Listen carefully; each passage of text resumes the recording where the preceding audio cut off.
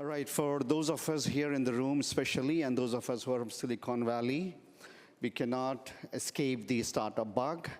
Either us or somebody we know with one degree of separation is always keen to do a startup. And whenever I run into entrepreneurs and wannabe entrepreneurs, the number one question on their minds is, can you help me raise money? And I tell them, no, I can't. So entrepreneurship is not just living your dream and your passion, but a lot more rigor, a lot more discipline, a lot more patience, and a long-term, very focused strategy. Money comes last, money doesn't come first. And these fabulous women on the stage today have proven that you don't need money if you have the grit, the determination, and 101 reasons to move forward without banking on outside money. I'll let them introduce themselves. I'm privileged to be here moderating the panel. I have Iraj, I have Mariam Ishtiaq, and then I have Najwa, and then I have Mariam Ispahani. Please take a minute or more to introduce yourselves and the company you're building. Thank you. My name is Iraj Jasmine Ali. I am the founder and CEO of Base Systems Consulting.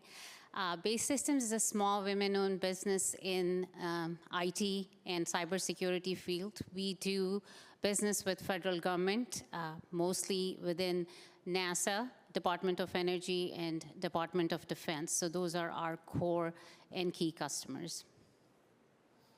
Hello, everybody. I'm Mariam Ishtiaq. I am a founder of It's Actually, a food and beverage company based out of Dallas, Texas.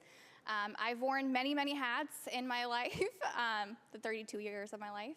I've been the marketing powerhouse. I've been the creator. I've been the person who does creative strategies. And now I get to have a company of my own in the CPG world. Hello, everybody. My name is Najwa Javed, and I'm a board-certified foot and ankle surgeon practicing in the Bay Area. I'm also the founder and CEO of Imara Italy. It is a female-founded luxury footwear company built on medical technology that's been patented. And I'm the first Pakistani-American female founder who's launched a luxury footwear company that has an IP-protected patent to it. Yeah, hello and assalamu alaikum. My name is Pahani. I love startups, and so I've only been in startups. I've never worked for corporate America, though I have worked for 2 nonprofits. And right now I have a startup. We're focused on climate, environment, and solving plastic pollution. I have a plastic bottle here, sorry. That's what I'm trying to solve, make it plant-based. I have lived in India, Pakistan, and Bangladesh. And right now we're trying to do some manufacturing in Bangladesh. And I'm shuttling between San Jose, where I've lived here for 25 some years. And happy to be here, part of Open. Thank you. Okay, thank you. Please a round of applause for these fabulous women. Okay, so we thought we'll divide and conquer. And I don't want to have the same questions for all the 4 founders because they come from varied backgrounds. I think first of all, we'll spend a minute with each of them to understand all these entrepreneurs, the young entrepreneurs have one question on their minds. You have an idea, you see a gap in the market, and you want to build a startup. How do you take the leap of faith? If you can summarize that, all of you. I'll start with you, Iraj. I think everybody who's sitting here and everybody who's up here, I can tell you it's within you. It's something that you wake up with. It's something that you want to do. Some people are born leaders. Some people are born entrepreneurs. And I think everybody who actually make a company, they know, I think, in their heart that they want to do this. They are risk takers. They want to leap forward. They don't want to do and get into the rut of every day. So if you get up in the morning and you're not satisfied and you are just thinking that whatever you are doing, you need to do more, you are an entrepreneur, you are a business owner, and you will get to places. So I think among young entrepreneurs, the question is, well, there is a gap in the market, but there's already a product that exists. But I will say that there is always room for innovation. right? A product could exist, but how can you do it better? And you just have to like start. I think the biggest challenge that we have as individuals and like entrepreneurs is that we second guess ourselves and we second guess our ability to propel further. So take that moment, let yourself get started, and everything else will follow. I think this is a really important question to understand and also analyze, especially if you're a young entrepreneur. As my fellow colleague said, you know, if you have a driven passion and there's a problem that you see and then you think that you can come up with a solution that is going to be tangible enough, then 100% you already have the answer. Go ahead and start it. Don't be in the mindset that I have to think about the motion of taking that action. Instead, try to take that action. You know, there's this really great book that I read that said that out of 2 different cohorts, the professor said to one cohort, okay, I want you to take the best picture possible. And the professor told the other group, you know, take as many pictures that you have and then give me the best one that you love. And the team that did the best was the one that took 100 pictures and then found the best one versus the team that just continued to look for the perfect picture. This is where you spend so much time planning and thinking and not executing, so you don't even know what the problems you're going to face are going to be.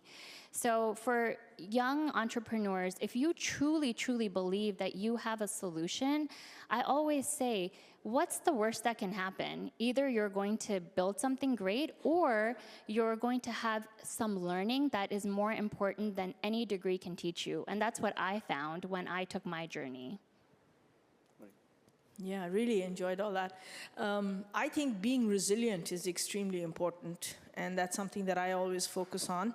To have a startup is not easy. You have to have that, as you use the word, mindset, and you just go with the flow. You see what you can do, and there's no harm in trying, and there's nothing wrong in failing. I failed myself. I've been in about, 6, 7 startups, and you win some, you lose some. But being resilient is extremely important, where you don't give up. And what I try to do is I find another solution. Like, if this didn't work, can I go in another direction? There are few important reasons why startup founders like these women do not want to raise money. One of them is keeping the intellectual and creative freedom with yourself. The moment you take outside money, then the influence is a lot more stronger, and it demotivates you. This question is addressed to 2 women here, one first to Mariam to my right, and then to Najwa on my left. What made you, because both of you are in consumer-driven markets, it's even more important for you to keep that intellectual freedom with you. Based on that question, is there anything more that you think requires for you to lead from the front and not let go of your creativity? So the number one thing that I wanted to focus on was figuring out a way to raise funding or get capital that made sense for my business, but didn't change my business. I think when we start startups, the idea is, oh yeah, we need the outside money, we're gonna scale it, we're going to get inventory, have a better team, do mass production, and all of those ideas are great and all, but if your business is not structured in a way where you need that capital right away, you can scale without having that extra funding.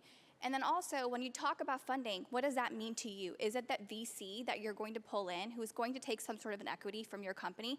Or is it the SBA loan? Is it line of credit? Is it different forms of capital? There's grants. There's nonprofits that will invest money into women. Or small businesses. And I think there's a lot of routes to explore than just giving control over your company right away. Give yourself at least 3 to 4 years to sustain the business that you have before you can say, hey, maybe I need somebody to come in. And who knows, that might be a lot earlier in the journey for you than just a 3-year goal, right? It could be 8 months. It could be way before you even start a startup. It could be a proof of concept that you take to a VC and you're like, hey, I need capital. And they're like, yeah, let's do it. So there's definitely a lot of ways you can explore this journey. But I think for me, it was, I wanted to maintain the control of my company. I wanted to make sure that I do right by my values, my beliefs, and keep the integrity of the company intact before I went to a VC and said, hey, I need more capital. So I wish I had been that smart to know that I didn't need VC capital. But I'll tell you my story. It's very different. So as I said, I'm a physician and I'm a surgeon. And so I thought, hey, this is Silicon Valley. I am the perfect founder for this product, which then has the perfect product market fit. Oh, 100% I'm gonna get VC funding. Like, I was like gung-ho. So my husband's in tech, my brother-in-law took it, all my friends are in tech, and they were all like, oh, Najwa, you got this. Like, you go put your pitch deck together, you're gonna get VC funding. And so that's what I did. I went and I like had my great pitch deck, and I had no product. I just had my idea. And I go and I pitch, and they're like, that's great, but no. I was like, oh, this hurts. Like, this is actually painful. And then I was like, okay, if I can't get VC funding, and I know my idea is fantastic, what am I gonna do? Am I gonna wait for permission from a VC check to do this, or am I going to find other capital? And so that's what I did. So in order for me to actually build this product that I wanted, I actually had to capitalize it with my own money. So I took 2 years, I put money aside, I did the prototyping, I developed my MVP, and I was like, oh, this is great, now let's test this. Then I took it out into the market and I tested it.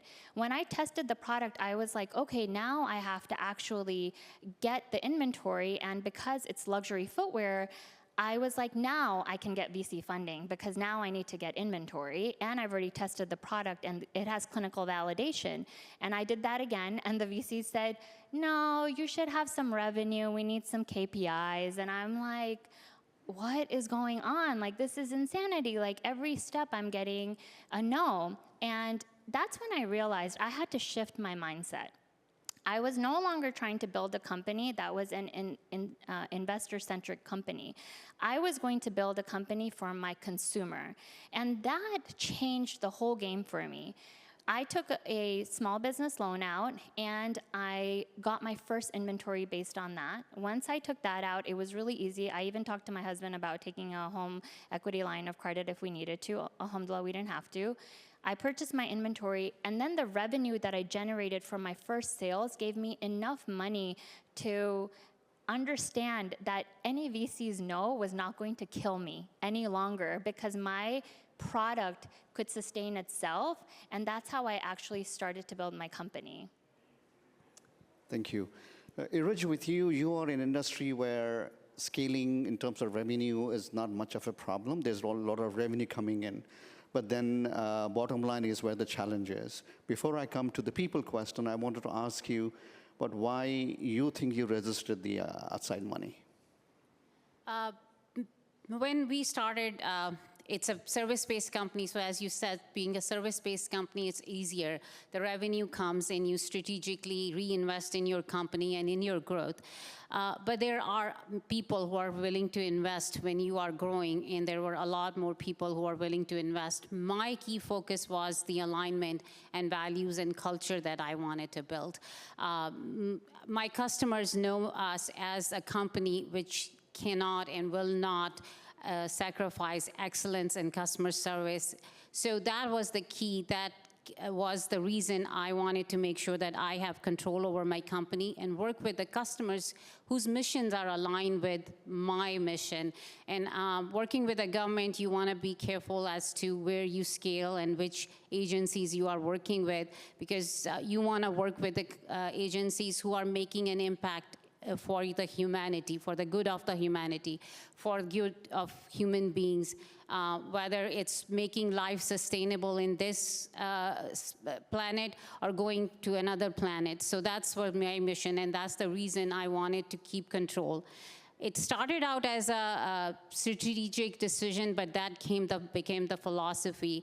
And other thing that I wanted to focus on is not to sacrifice my product or service that I'm giving to my customer. Because if I bring in other money, they are saying, okay, I need return on investment, and you need to scale big or do a lot more and a lot sooner. And I want to make sure that I do not sacrifice quality service. So that's the key. And also not impact my employees. Those are very important for me. I think the key to success for Bay Systems are its people, and I want to make sure that I don't sacrifice my people in the process as well. Thank you. Maria, for you, you're building an environmentally and socially conscious business. We all love what you do, and others who are working on similar things like yours. But money is always a challenge until you reach a point where people are then interested, and only those people who are in social enterprise or social investing. How do you take this challenge and move forward? Okay, so I'm in manufacturing. That is a mega challenge. And I've been in a bunch of startups and I've never taken VC money. It has always been co-founders' money, my money, money we made from the previous startup, something like that. And whatever savings I had. But in this particular company, which is a bioplastics company, we need machinery and we need manufacturing. So it's very expensive. So like you, I thought, yeah, okay, I got a great idea. I could get this going. So I went talking to VCs. Everybody was like, nope. So I landed up in the chicken and egg situation. You have to get the customer to get the investment, or you have to get the investment to get the customer. So this was a very difficult situation. So what to do about this? So I actually, after my father passed away, I tapped into my inheritance money, which my brother was not happy to give me, but I forced whatever I could out of him. And South Asia is a little bit of a sexist world, so I didn't get my fair share. But whatever I got, I put into my company because, as I mentioned earlier, I think being resilient is extremely important. And then I tapped into my climate networks, environment networks, and especially women's networks. And I joined different groups and started connecting with them and saying, what can we do, what can we do? A to B to C, I got a customer, a very big name customer in Europe.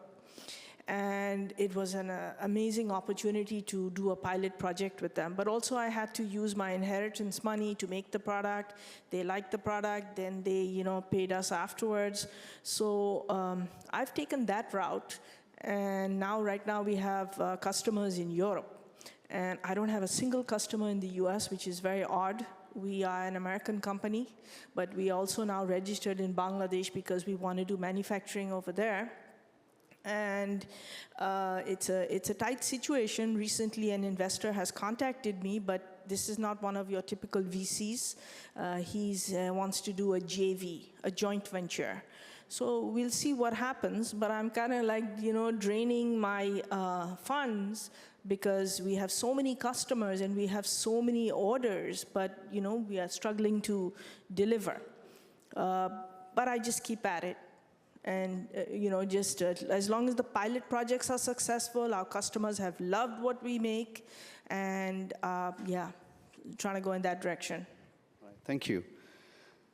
One of the other important elements for all of us out there who want to be entrepreneurs or who are on the entrepreneurship journey already is that besides leading the company and living your dream, it's very important to a point of being critical that you have to have the right team. Not only to do what you can't do and do better than you, but also to keep inspiring them to achieve their set goals. And that is a challenge for every entrepreneur. You cannot escape that. All these fabulous women have had their journey started and are on to it, and they'll all have different experiences. My request to each of them is if you can share an anecdote or share a story where you think you had the challenge and you overcame that, and how important and critically important it is to have the right team members. Let's start with you, Iraj. Being in Silicon Valley and being in Palo Alto and working with the government, and now I can tell you government doesn't pay much. And that's a struggle. Hiring the right team is a key, because when you are working with the government, every little thing counts. And it's not that you're just going to get fired. You can go to jail for little, not actually leaving your laptop at the wrong place. So you have to be very, very careful. So as I was building my company, the people that I work with and the people I hire, I always look at their alignment, what their mission is, what their mindset is. We don't hire for skills, we hire for mindsets. People we hire are not looking for the next shiny thing. They believe in the missions we believe in. They work for something greater than themselves, which can be science, innovation, and security of this nation. So those are the things which are more important to me, to the company, and the people that I hire, and the people that work for Base Systems. And the other key thing that we provide that startups have struggled with is life-work balance. We don't ask, I don't work late. I don't ask any of my employees to work late. We think of them as a whole person, not just as an employee, and respect them as a whole person. And when they show up for their families, they will show up for the company as well. And I can tell you, my dad used to tell me that a story, that a person who one time was just staying late and working very, very late. The boss comes and looks at him, and he's very happy that my boss is looking at me and I'm working late. After like 3 weeks, he was fired. So he went to his boss and asked, why did you fire me? And the boss said, a person who cannot finish his work in 8 hours, it's your problem that you are not doing it correctly. So that's what we believe at Base Systems. We believe that if you are really productive, you can do it in 8 hours. And I think that work-life balance in Silicon Valley is huge for people, especially with families. So that's how we attract talent and build the right team. So for me, it's a little bit different in some ways. When you first start out and you have a concept that you have to prove, the idea of hiring someone is such a far-fetched dream that you're going to bring somebody on team, and you now have to be responsible for additional team member, right? Especially when you have very limited funds to work with. So when I first hired who I like to call my right hand, she did not get hired right away. It was 6 months of production, from sourcing our ingredients to producing to shipping, was done in-house by me and my husband. And that was something that we decided that we were going to do before we pour more money into this. So we had an $8,000 dream that we invested. We called it our startup cost. We made this happen. We did everything from start to finish. And then we hired, my right hand, Caitlin, 6 months in to our business being there. And from there, I was like, you know what? We're going to now sustain this business. Caitlin did a lot of our day-to-day, but what really kept us together, and now husband does what he does, he has a 9-to-5, but the idea here was that she became such a sole part of our company, and I treat her as a counterpart, right? So the reason we exist is because of her. She has poured her time and effort into believing in a dream that I have, a concept that I have, and she's helped me achieve that. So I look at her as, again, I keep saying the right hand because it's so true, and that helped us actually scale bigger. We have been operating for a year, maybe I think 9 months actually, and we have scaled up to 7 people on team. That is very hard to do, but we have done it with resilience. We have secured SBA loans. We have poured in whatever profit margins we made from our business, reinvested into our business, and we have scaled that way. So it's definitely doable. And I will say, if you give people an ability to chase their own dreams in your company, whether it's giving them creative freedom or letting them chase their ambition, supporting them on projects, do one-on-one calls, and when they feel supported, they will support your vision without questions asked. I think that's such a critical part of any startup company, right? Is if you hire team members when you are so lean anyways, and there's just no room for error, right, in your hire, that the person that you bring on board has to see your vision. And in my case, so I had to do it in a very different manner because my team members, they had to be experts in their field, right? So I could not develop a luxury footwear company and find luxury manufacturers and find somebody to build a luxury website if they were not experts, because there would be no way for this to look like it was supposed to. And the cost of that is very, very intensive. Anybody who does a actual physical product as their company, it is a very big investment, and that is where majority of your money goes, because it's that product that you're trying to make and sell and ship. Shipping is really expensive, by the way. I don't know if anybody knows. It's like really expensive. So the idea behind mine was there were two facets of the company. First, I actually had to make the product, and I had to find a design team who could actually design the product with my medical specifications. And then we had to find a manufacturing company who would actually want to build the product. And then we had to market the product, and then we had to ship the product, right? So there were so many different facets to this, and I am a full-time doctor. Like if you guys know, we don't have much time, and I have 2 kids, and I do a lot of other stuff, but this was like, I could not understand how I was going to do it if I didn't have a team in place.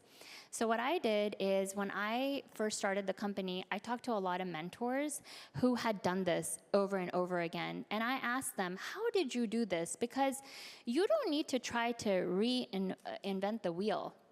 You just have to ask how it's done, and then you can copy that, right? So when I talked to my mentors, they were like, listen, if you don't have money, you can get people to come on board as fractional CFOs, or come on fractionally as your head of digital marketing.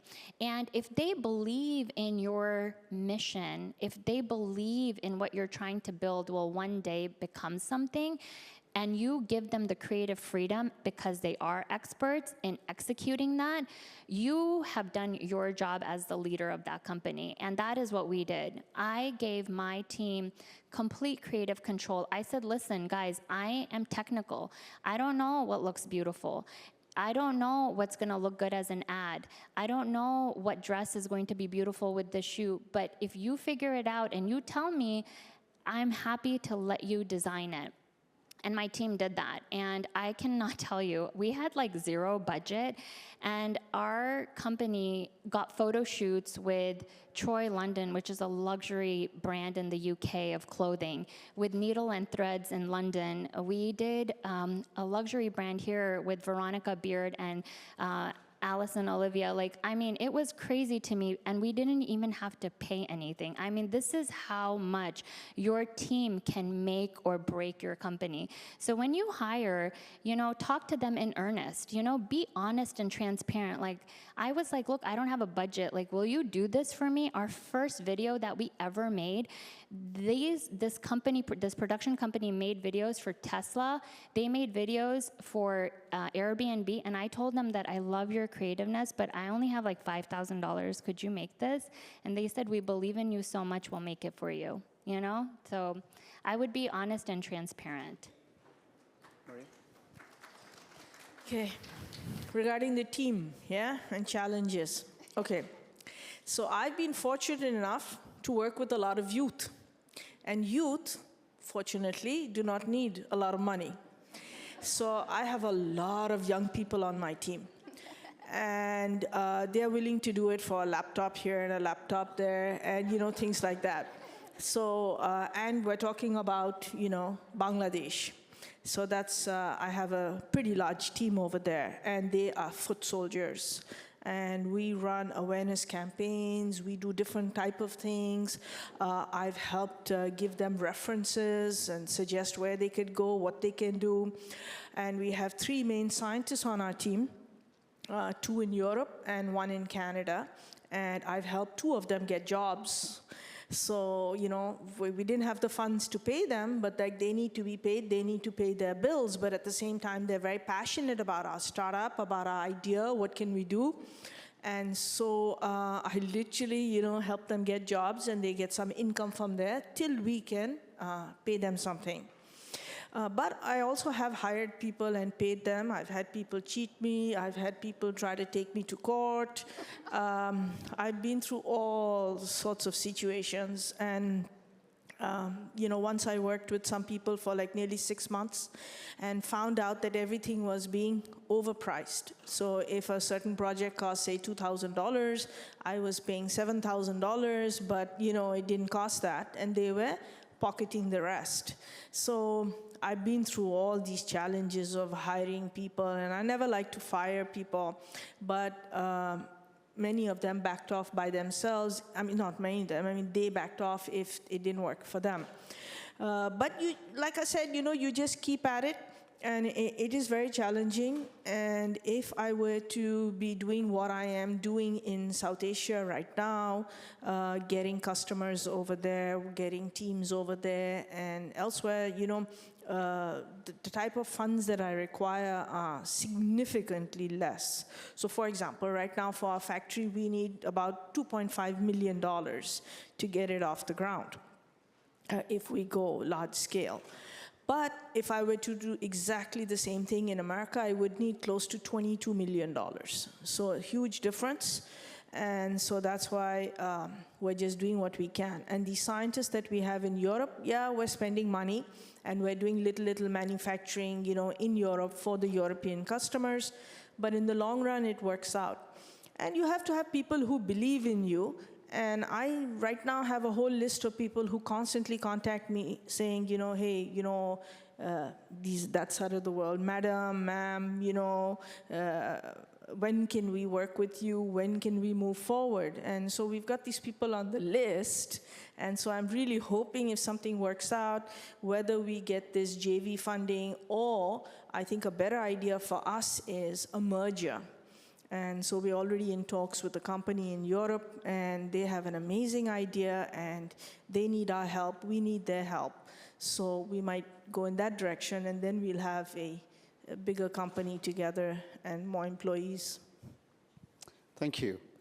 One of the important characteristics that evolve for entrepreneurs through the journey is that you become a very different person. You start as a wannabe entrepreneur, and then you end up being a leader. And along the way, there are a lot of sacrifices you have to make, especially for women. Mariam, to my left, raised the point that South Asia is a little bit sexist. I think that was a gross understatement. By the time that sexism crosses 7 seas and comes to the Western shores, they become and get into minority. So the women here, especially challenging for them as A, they're still women, they have a family to raise, okay? They have to keep a lot of other things going on besides becoming leader. So through this whole chaos comes out a better person, a better leader. Where I'm trying to hit at is, if you can take a minute or so to let us understand, how did it fundamentally change you to become a better person of yourself as a leader? I'll start again from Iraj. Thank you. I think in the core, you stay who you are, but you better yourself along the way. What I have learned about myself is that I'm a little control freak. I like to control everything. And most of the time, and my family complains about that too, that I tell them to do something, and a minute later, I'm doing it and finish it all. And it's like, so I used to do that with my company as well. It's like, it was, my customers used to call me, it's a Jasmine company instead of base system. So I learned that I need to believe in my team and let them grow with me and not hover over. So I think that's one thing that I've learned and grown. But staying true to myself as well, and making sure hiring the correct team that I can trust. So once I started that, and that helped me become more relaxed person. I'm not fidgety anymore. I'm not looking out everybody's shoulder. Is that done? Is that done? So I think that has one thing that I have seen that I have grown in myself.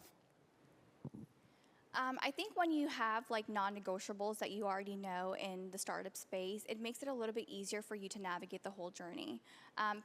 For me, I've become more confident when I knew what my yeses were and what my non-negotiables were.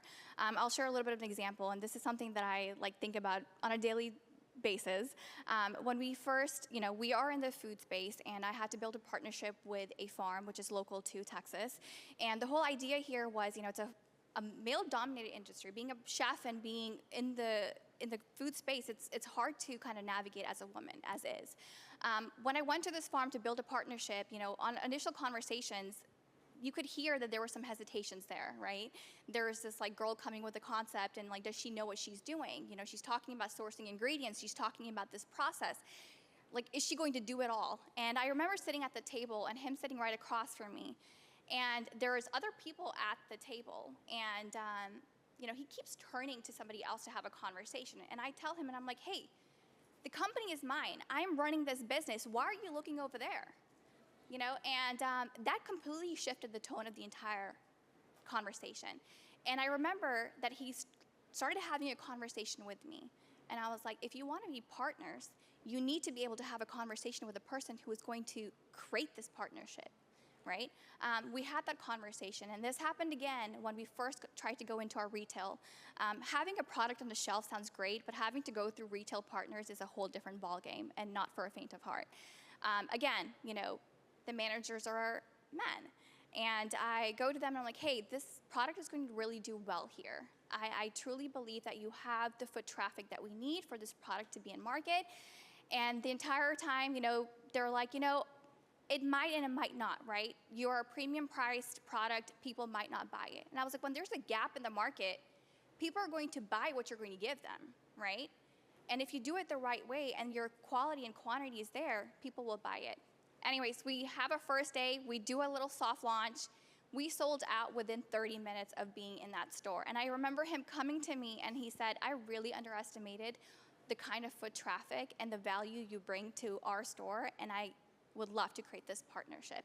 And that was something that I hold on to for any part of this entire journey, is that once you believe in yourself and you know that you have control, you know your negotiables, you know your yeses, nobody can tell you otherwise.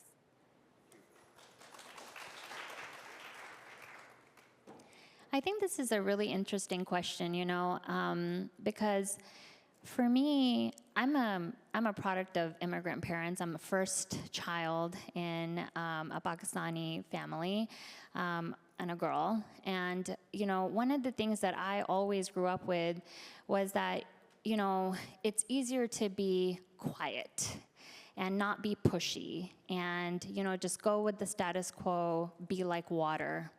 And when you're embarking on any pathway where you know that there's going to be some resistance, you have to not be like water. You have to be able to hold your own.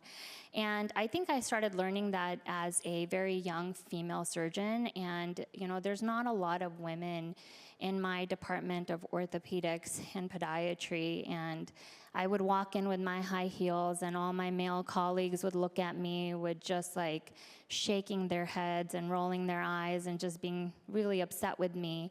And I realized that, I could be quiet, and my quiet strength was just always building there. And I knew what women wanted, and I knew what women were looking for, and I could do it the best way possible. When I started EMAR, one of the hardest things is that, you have to be able to stand up for what you're building and really stand behind it. And for me, a lot of times people would tell me, well, your product is not going to sell. Finding an orthopedically designed high heel is like finding the Holy Grail. When I was trying to find my manufacturing company in Italy, South Asia has its, obviously known issues with how they treat females, but it's very similar in Italy too. I called the manufacturer and I was talking to them, and he's this Italian guy, fourth generation, and he's like, women love pain.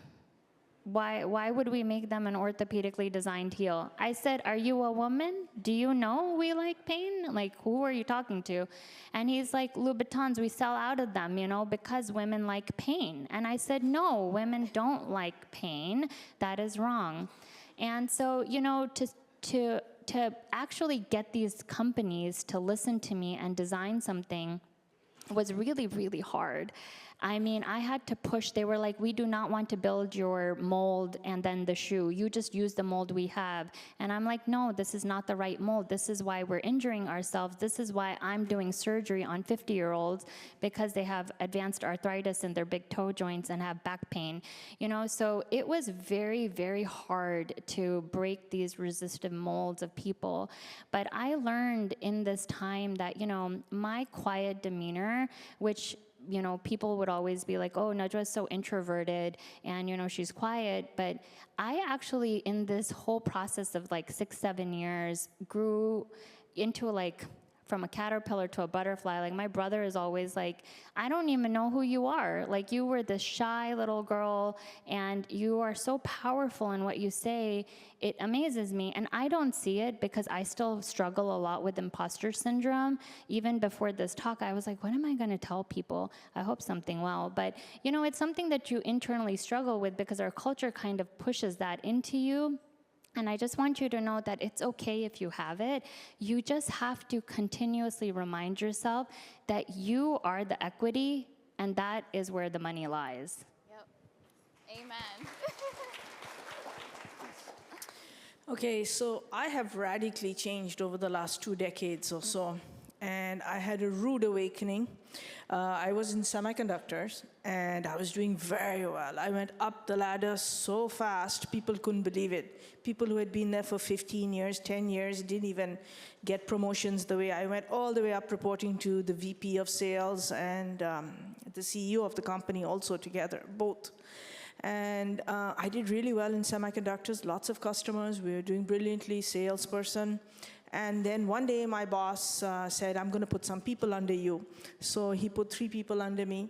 And after some time, I don't remember how long, maybe a month or so, he said to me, do you have time for a cup of coffee?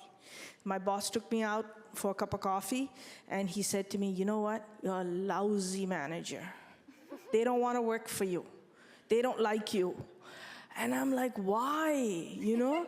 And he's like, they say you're a really nice person, but you're a lousy manager. You are micromanaging these people. And you need to let go, because if you're going to micromanage them, then you might as well just do the job. And then I'm going to fire them, and then you do everything. And I'm like, I can't, you know? And then he said to me, he's like, why don't you appreciate people? You should go around, you know, saying, I love your tie, I love your shoes, you're looking good today. You know, he's like, you never do that. I worked in semiconductor for like 7 years, you know. This was like a rude awakening for me, and it radically changed my thinking that, oh, I don't do that. Anyway, so when I went to do my own company, this was also a startup, but it was, you know, way more advanced. And eventually we sold it to a Taiwanese company. And with those funds, I went and started another startup with some friends. And then when I went to do my own thing, I said that, like, I have to, like, you know, think that way. And I totally changed, because it was so important, you know, to think differently. And when you think differently, and then you see that the people appreciate, then lo and behold, I mean, I'm not trying to speak too high here, but people came to me and they said, oh, madam, we love working with you. I said, really? Like, yeah, you let us do whatever we want. You know, you guide us, but at the same time, you give us the freedom. And so we know that, like, you know, if we come to you and we say, we think maybe we should go in that direction, what do you think? And then I say, yeah, why not? So anyway, so I think going through startups and being an entrepreneur and jumping from semiconductor to climate and having people report to me and then having people work with me, I always like to say that. I hate to say, you know, that, you know, you work for me. I prefer to say you work with me, because we're all in this together. And after that, of course, I was always like, love your shoes, love your hair, love your, you know, whatever. So I make a conscious effort to do that. And now then it becomes a little natural. Thank you. And we love the way you share the story. All right, ladies and gentlemen, all good conversations have to come to an end, and this is our time to conclude this fabulous panel. I'd like to take this opportunity to thank Zainab Jivanji for bringing this to all of us and to open to support this fabulous cause, and to a fabulous audience without whom we couldn't be sitting here and sharing the great stories. And it's been a privilege for me to be among these fabulous 4 women who are building their journey on their own terms without taking outside money. If this was not inspiration enough for you, I don't know what would be. Again, thank you so much for being here. Appreciate that.